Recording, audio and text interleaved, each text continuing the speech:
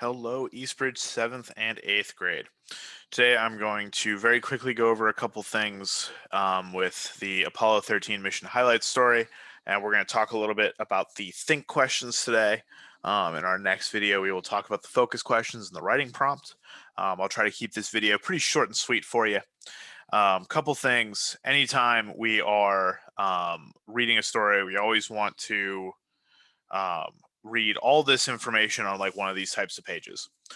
And the reason for that being is quite simply that there's usually some really good information there. And for things like a test, there's a lot of times they'll ask you some information that comes from this page. And if you're not paying attention, you might miss it. And then when you're sitting there reading reading that question, um, after you've read the whole story or the whole article or whatever it may be, and you're sitting there going, I don't remember reading that. Where did I find it? How do I find it? What do I do now? And you go back and you read the whole story and you're like, I can't find that information right here. So it's a little bit hard to see on this copy with my camera here, but Apollo 13 Mission Highlights is the title of the story. It is nonfiction. It is by the NASA Kennedy Space Center, and it was published in 1970. And of course, this is from our Study Sync books. So we've kind of seen these before. And then the introduction here is their mission was to be an exploration of a lunar highland, following after the successful landings of Apollo 11 and Apollo 12. However, Apollo 13 would prove unlucky. Nearing the moon, both oxygen tanks in the command module, or CM, failed, shutting down power and forcing the crew to abandon the mission and focus on getting home safely while crammed into the smaller lunar module, which is the LM. So oftentimes, when you get certain technical terms like that, they often abbreviate them into like one or two letters. It's important that you note that. So if it were me, on our next page here, I would go ahead and I would put CM and LM in here and say that that's the control module and the lunar module. So as you are going through and reading, again, make good use of this notes section, especially when they're going to throw technical terms at you, which they will in this particular story. So it's just important to make sure you take advantage of that so that you can have a much easier time answering those questions. So this is a little bit longer. All right. And again, we're still just going to make sure we take good care and we use our notes.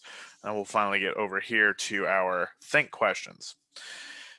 So it asks us what words, phrases, or clues in the first two paragraphs help readers determine the subject or content area of the text.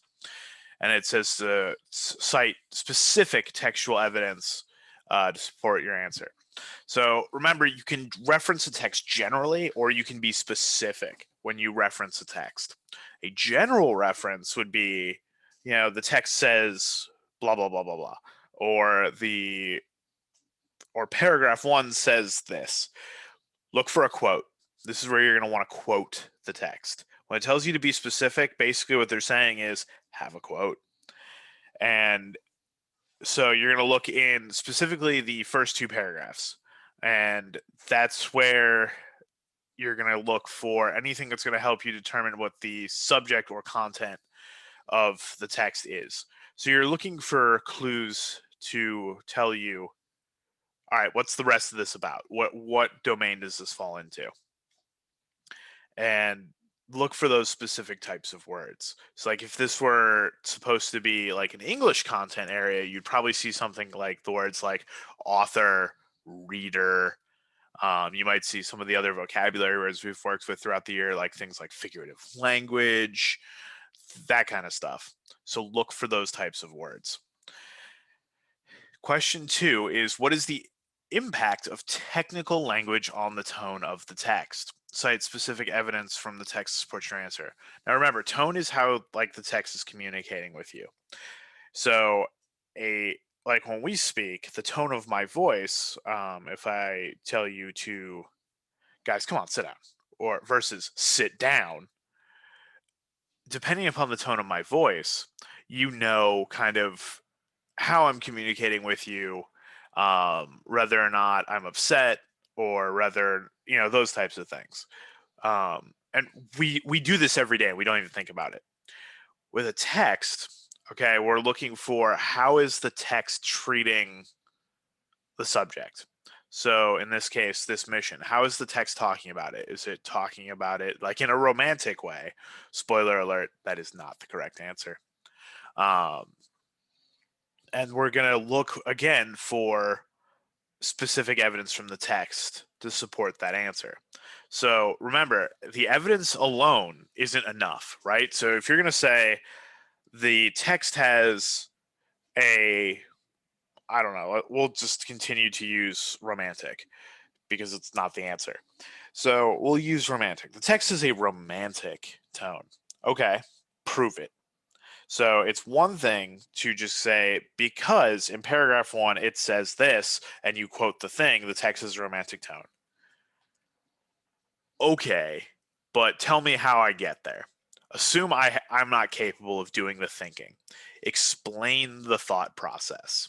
If you don't explain the thought process, I don't know what you are actually thinking to go from whatever that quote is to your answer of this is what the tone is. Does that make sense? If it doesn't, go ahead and send me a message either through Google Voice or email, and I can explain that further. But we want to make sure that we see your thinking to explain how it works. So if one of the examples I always use when I do this is, why is the sky blue? Well, I walked outside, I looked up, sky was blue, sky's blue. Versus if I explain the process of Rayleigh scattering and the way it's the sun's light bouncing and reflecting through the water molecules in the sky, and I give you the whole detailed explanation, and I've given you the why and the how. Does that make sense? I hope it does. If it does not, again, feel free to drop me a message. Again, we also have our for 7th and 8th, our Zoom meeting or our Google Meet meeting in the link in the packet I gave you is at 1 o'clock each day. So for question number 3, it is how effective is the use of technical language in the text? Cite specific textual evidence to support your answer. So when they say how effective is it, they're saying, does it work? And they're asking you to say, they use very technical language here. And it does or doesn't work because give your answer. So like in the introduction where it's a lunar module and control module, that could be considered to be technical language, because it has to do with the technical operation of the spacecraft, and it is relatively specific parts of it. So in that case, I would say, yeah, it probably works, and then give you my explanation as to why it does in that particular instance.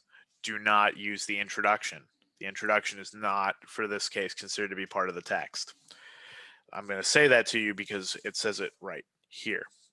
Right here is where your text actually begins. Okay? So the introduction is just to give you a little bit of background information on the text before you start reading. This is not to be confused with the introduction of a news article where the introduction is part of the text. We'll dig into that more in the coming days and weeks when we return in person. And then finally, we kind of know how this works. We want to use context clues to determine the meaning of the word formidable as used in paragraph 10 of the text. They were super nice, and they gave you the general location of the word formidable. And so you are going to write your own definition and identify the context clues you used to figure out the meaning of the word. So you're going to say the context clues I used to figure out the word were, and then I would quote it, just straight up quote it at that point and say this and or this. And you just then you have to again explain your thinking. Why does this context clue lead you to your definition of the word formidable?